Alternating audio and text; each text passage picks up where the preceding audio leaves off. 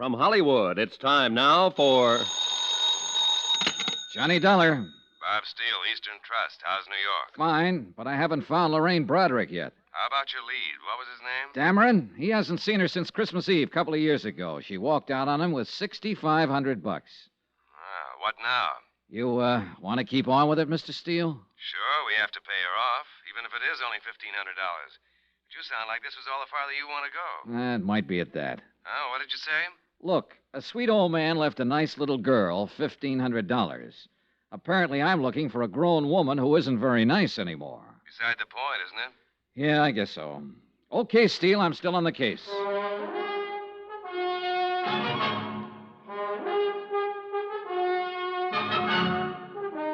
Tonight and every weekday night, Bob Bailey in the transcribed adventures of the man with the action-packed expense account, America's fabulous freelance insurance investigator. Yours truly, Johnny Dollar.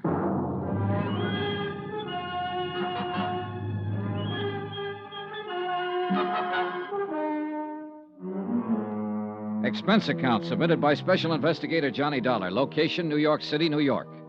To the Eastern Trust Insurance Company, Claims Division, Hartford, Connecticut. The following is an account of expenditures during my investigation of the Broderick matter. Subject, Lorraine Broderick. Object, to locate her and pay off claim. Results, disillusioning. More expenses. Item 9, $3, cab fare. From the plush offices of William Dameron to a filling station out on Long Island. To check his story of Lorraine's disappearance. A major oil company owned and operated the filling station where Lorraine Broderick had last been seen. Their payroll records named 3 attendants on duty, Christmas Eve, that is, in 1953. Item 10, $28, more cab fare, and don't squawk about it. I located and interviewed all 3. Enclosed fine statement of Edward Quinlan. Sure, I remember that chick. Better looking than this picture, I'll tell you that. She drove in with this old guy, Dameron, you said, yeah. Well, he hadn't been away from the car 20 seconds before she was out walking down the street as fast as she could, long dress and all. When he come back and asked what had happened to her, I told him. So he went and sat in his car for maybe a couple hours waiting for her to come back. I knew she was gone for good. He knew it too, must have. But he waited. I felt sorry for him. Poor old geezer, even if he did drive a cad. She shouldn't have run out on him like that, Christmas Eve and all.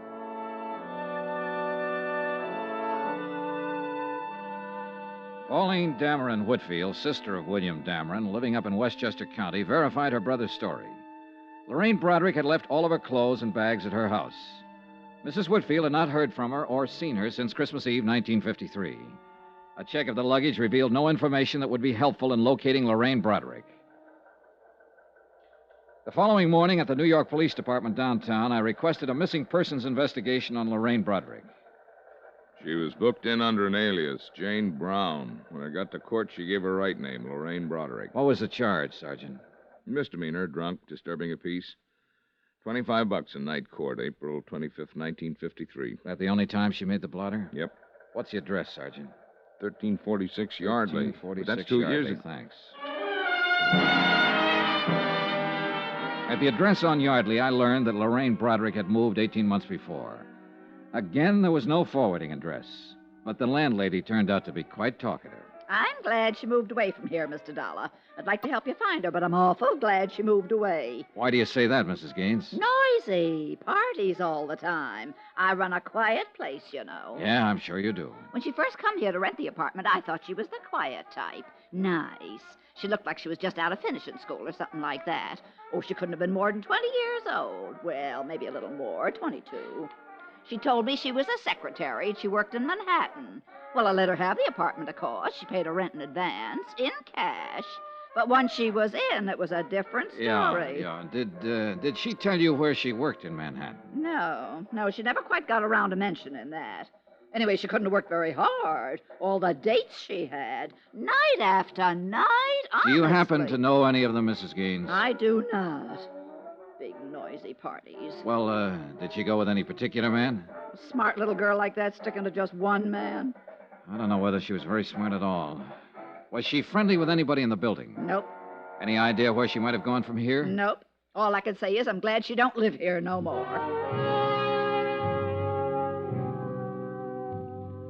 I went back to police headquarters. It had occurred to me that hardly anyone is ever arrested for being drunk and disturbing the peace alone. I was right. The night court files revealed that Lorraine Broderick had been arrested with 5 other people, 3 men and 2 women. I took down their names and began to check them out. Number 3 down the line was a man named Tyler in the hosiery business. Yes, he remembered Lorraine Broderick very well. No, he hadn't seen her for 6 months, but he could tell me where she lived. He'd seen her going in and out of an apartment on 61st Street several times. He gave me the address. The boy will take your bags. Will he? Yes, sir. May I help you? I'm looking for a Miss Lorraine Broderick. Broderick? Yes. I'm sorry, sir. We have no one by that name registered here. That's funny. I thought at first you were going to say Lorraine Bradley. We had a Mrs. Bradley here at one time. Oh. Did Mrs. Bradley look anything like this picture? Yes, that's Mrs. Bradley. Bradley, huh? How long ago did she move out? 4 months ago, anyhow. Do you have her forwarding address? No, sir, I don't. I wish I did. Huh?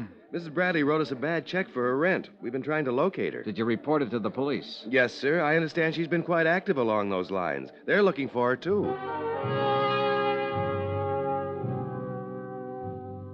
For the 3rd time in one day, I was back at police headquarters, this time inquiring about a Lorraine Bradley. There were 5 wants on her for passing bad checks. Gave it up about 4 months ago here in New York, looks like. Then we got a buzzer from Chicago. She was there for a couple of weeks. Wrote about $600 in wallpaper. San Francisco people are looking for her, too. Here's something came in yesterday. Last job in Santa Barbara 3 days ago. Expense account item 11, $4.05. 1 long-distance phone call to Mr. Steele at Eastern Trust in Hartford. Using the name Bradley, huh? Yeah, it's probably just a phony. No record of a marriage in New York City to anyone that name. I looked. What's wrong with her, anyhow? I don't know. Well, you better get out to the coast and find out. Item 12, $38, hotel, board, and miscellaneous while in New York City. Item 13, $258.60, New York to Santa Barbara.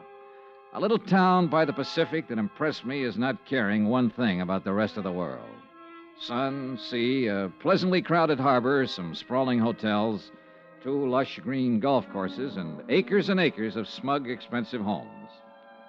At the police station, a Sergeant Martin was out, so I went over to the harbor inn to meet the latest victim of Lorraine Broderick's talents, a hotel operator named Harrington. Tall, gray-haired, slack sports shirt, suntan, and sandals.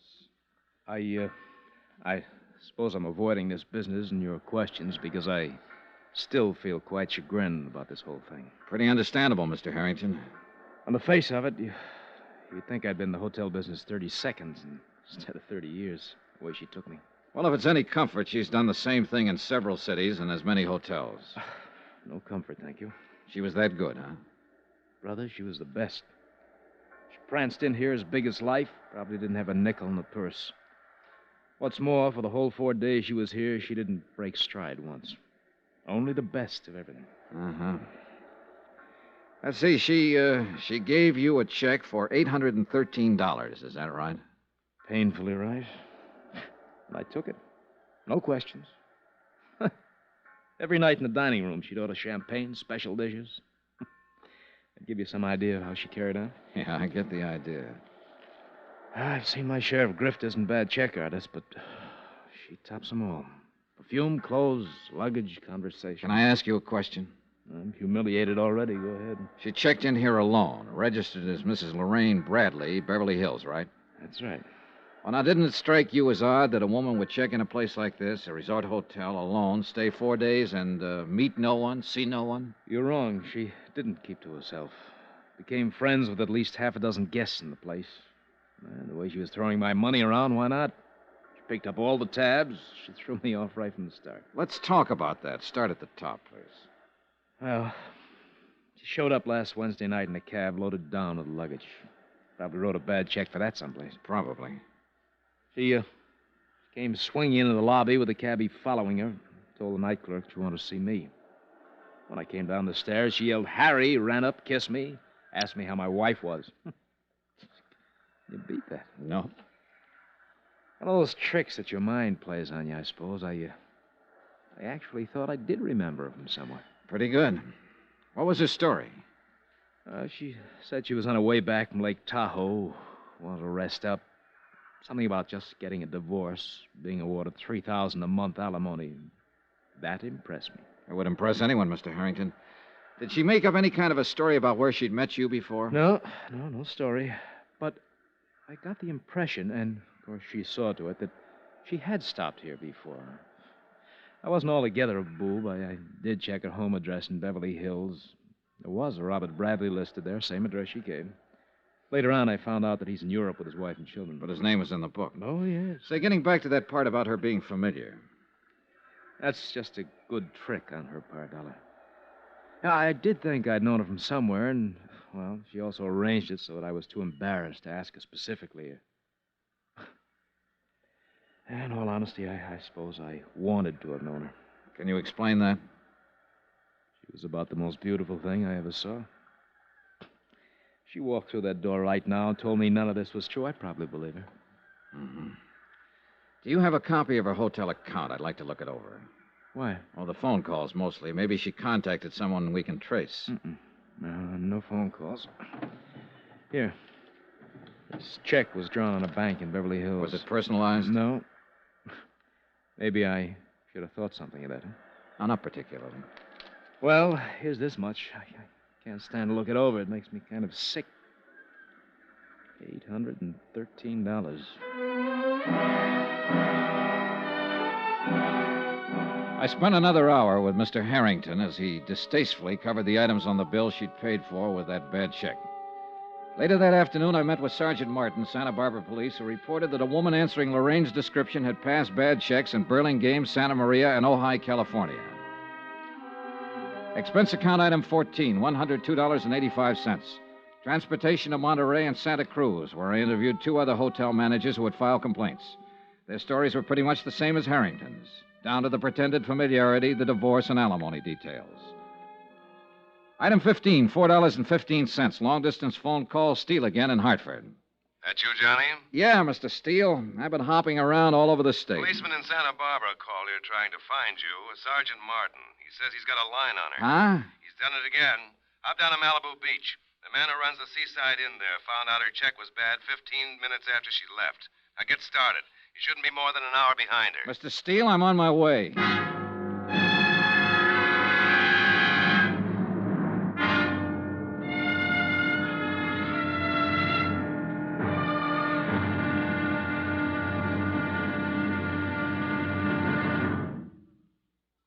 There'll be another intriguing episode of the Broderick matter tomorrow. Tomorrow, a long look at what 7 years can do to a woman's life. Join us, won't you? Yours truly, Johnny Dollar.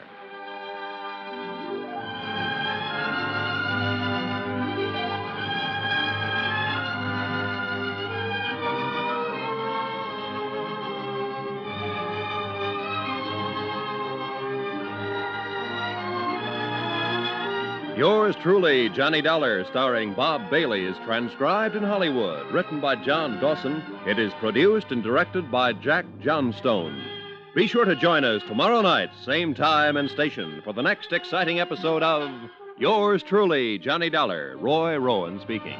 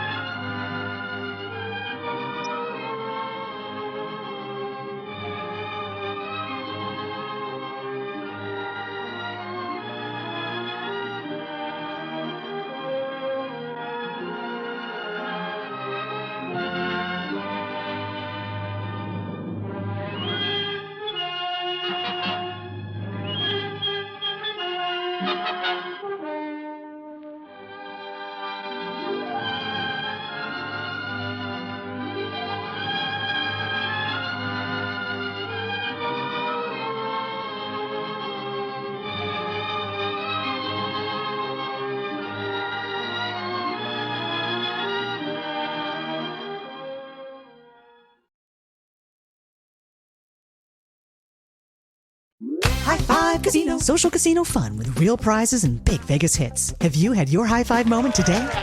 Hey there, I'm Bob. Before High Five Casino, my high fives were more like low threes. But after my high five moment, boom! High fives all around. That's the spirit. High Five Casino is turning every moment into a high five moment. Visit h5c.fun. That's h5c.fun and start spinning and winning today. High Five Casino. High Five Casino is a social casino. Own. No purchase necessary. Void where prohibited. Play responsibly. Terms and conditions apply. See website for details.